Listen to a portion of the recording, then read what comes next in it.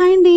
Last షాట్లో చెప్పాను కదా, వినాయకుడు శివుడికి గంట కొడుతున్నట్టు, మంచిగా ఒక వనంలో ఆడుకుంటున్నట్టు, ఉయ్యాలూగుతున్నట్టు అని. ఇప్పుడు ఈ షాట్లో చూసేయండి మీరు. ఇదేమో కాణిపాక వినాయకుడు అనమాట.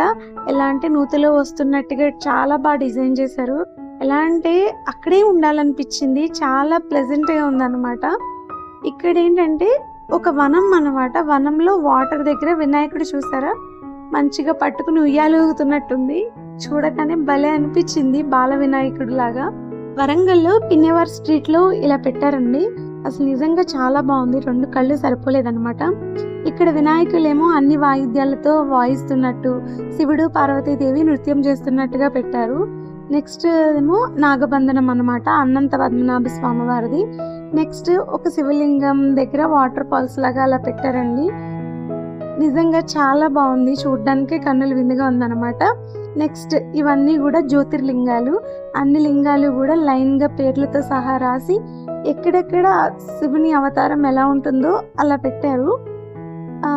ఎలా అంటే ఇవన్నీ చాలా పెద్ద లైన్ అండి. అస్సలు ఖాళీ లేదని వెళ్ళిపోతుంటే సెక్యూరిటీ గార్డ్ చూసి ఏమ్మా వెళ్ళిపోతున్నారని, 2 చిన్నపిల్లలు ఉన్నారని మమ్మల్ని ఎలవ్ చేసి పంపించారనమాట. నిజంగా చూడకుండా ఉంటే కనుక చాలా మిస్ అయ్యేటోళ్ళం.